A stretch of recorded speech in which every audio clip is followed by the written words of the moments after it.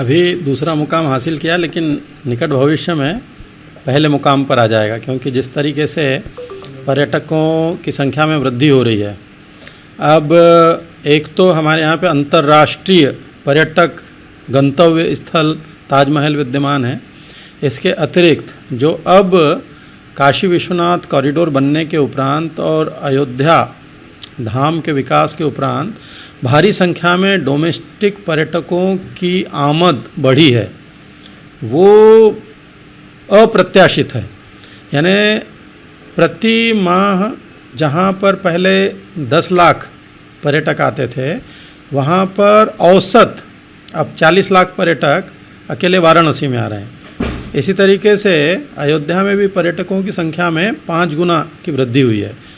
और ये जो आंकड़े हैं, ये काशी विश्वनाथ धाम में तो हमारे यहाँ पे रिकॉर्डेड है कि जो हमारे यहाँ पे ABCD चारों जो गेट हैं, उस पर हम लोग पूरी रिकॉर्ड कीपिंग करते हैं, कितने अंदर आए और कितने बाहर गए। उसके आधार पर किसी महीने में हमारे यहाँ पे 39 लाख पर्यटक आए हैं, तो किसी महीने में 60 लाख से भी ज़्यादा आए हैं। तो औसत जो मैं बता रहा हूँ वो मिला करके अगर देखेंगे तो अकेले एक ही स्थल पर सालाना 6 करोड़ से अधिक पर्यटक हमारे अकेले काशी में, वाराणसी में, इसके अलावा सारनाथ में आते हैं। सारनाथ में बहुत सारे बुद्धिस्ट पर्यटक आते हैं, महाराष्ट्र के हों, मध्य प्रदेश, राजस्थान, गुजरात, बिहार और बहुत सारी जगहों से। और अंतर्राष्ट्रीय पर्यटकों की भी संख्या में बड़ी तेज़ी से वहाँ पर इजाफा हो रहा है।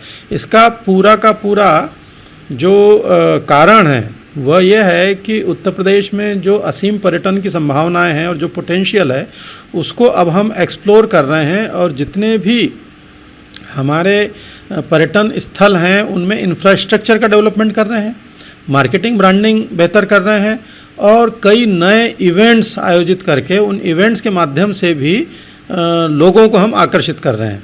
तो अभी अंतर्राष्ट्रीय पर्यटकों की संख्या नहीं बढ़ी है, क्योंकि बहुत सारी जगह से वीज़ा वो देने में या उनको अभी दिक्कतें हैं, और कई जगहों पे रिस्ट्रिक्शंस होने की वजह से वो लोग इतने सक्षम नहीं हुए हैं कि अपने आप जो है अब निकल पाएँ।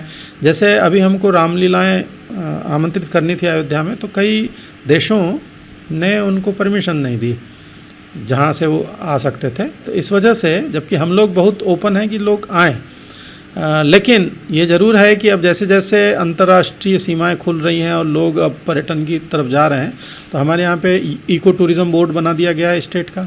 इको टूरिज़म बोर्ड के माध्यम से हम जो 2 नए इको डेस्टिनेशंस विकसित करने जा रहे हैं, वो अमानगढ़ बिजनौर ज़िले में और रानीपुर, ये बुंदेलखंड में।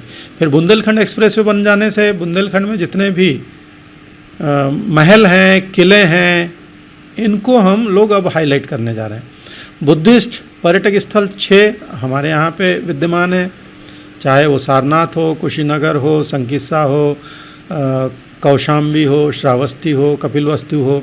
तो इन सब में जो इंफ्रास्ट्रक्चर डेवलपमेंट हो रहा है और विपश्यना मेडिटेशन सेंटर के अलावा कई सारी और गतिविधियों के लिए वहाँ पर काम हो रहा है। तो मैं समझता हूँ कि अंतर्राष्ट्रीय पर्यटक भी काफ़ी संख्या में आएंगे।